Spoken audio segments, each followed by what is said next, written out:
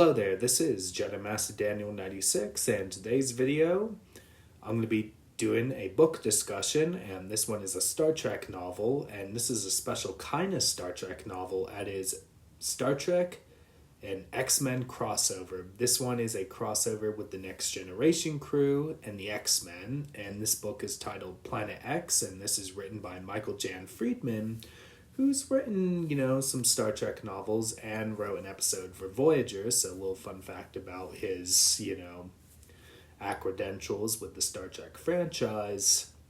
And yes, in the 90s, Star Trek and the X-Men had a crossover. Like, we had two one-shot comics. One is where the X-Men crossed over with the original series crew, which is, Kirk's Enterprise. And then you have another comic with the Next Generation crew, which, is Picard's Enterprise, and obviously this crew in here as well.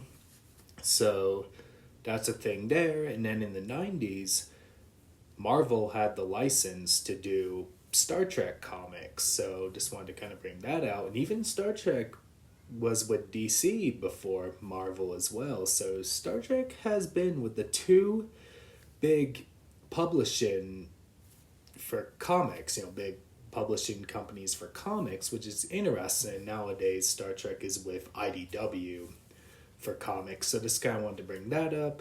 And so that's that. And they didn't do an X-Men Star Trek crossover for the Deep Space Nine and Voyager crew at the time, and this book was published when those shows were airing and when the Next Generation films were coming out, so just kind of want to bring that up. And anyway, let's dive in, shall we? So, on a disclaimer, I'll do spoiler-free to light spoiler, so that's pretty much my thing about spoilers. So anyway, here we go.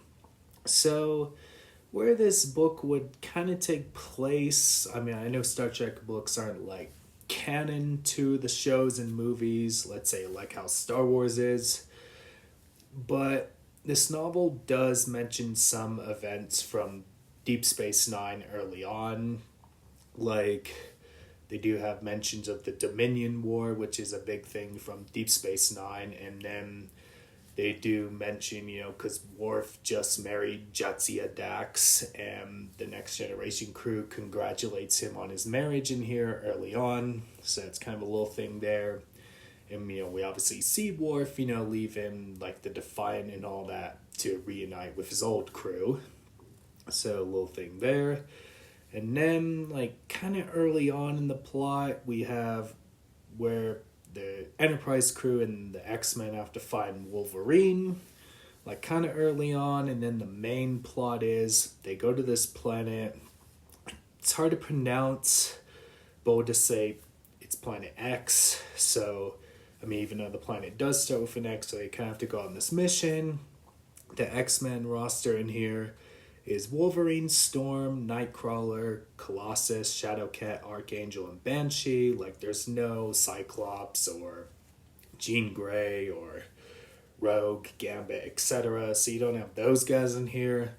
But you do have kind of, like, main players like Wolverine and Storm, like some most notable ones, along with Nightcrawler and all them. And then we have some characters in here named Kirby and Ditko. For any Marvel fans, those are some iconic Marvel comic artists, which is a reference to Jack Kirby and Steve Ditko, so little thing there. And another Marvel reference I found is Kang the Conqueror is mentioned, which, Kang, who was the villain in Ant-Man 3 and was in the Loki show, which was kind of, who they were building up to be the big bad in the multiverse saga until they made the pivot to Doctor Doom in that. So, little thing there that Kang the Conqueror is mentioned.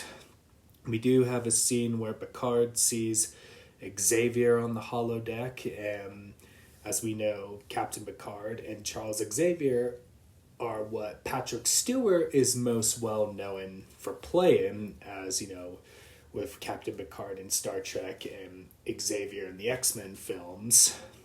And then we do have Some holodeck scenes with Worf and Wolverine I thought was pretty cool as well. So we kind of have that in here as well. And my overall thoughts on this novel, I thought it was a really fun read in here, and it kind of was like reading like a good fun fan fiction in a way. And that's pretty much like a good way to describe this crossover. I mean, if you love Star Trek and you love Marvel, definitely this book is for you. And it's kind of like a little wet dream in here, and you also feel out the X-Men and stuff. It's, pretty much that, a little, fan dream in here in a book. So I mean, really fun. I mean, definitely would recommend it to any Star Trek and Marvel fan out there. And I'd probably rate it a 9 out of 10. And that does it for me in this video.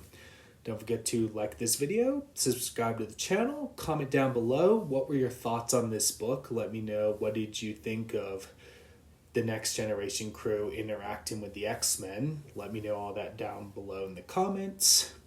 Share this video. Let's get to 800 subscribers. You can follow me on Bluesky, JediMasterDaniel96, Instagram, JMD96_YT, Twitter at DanRCity7, and Facebook, JediMasterDaniel96. Have a great day, everyone, and live long and prosper. Bye.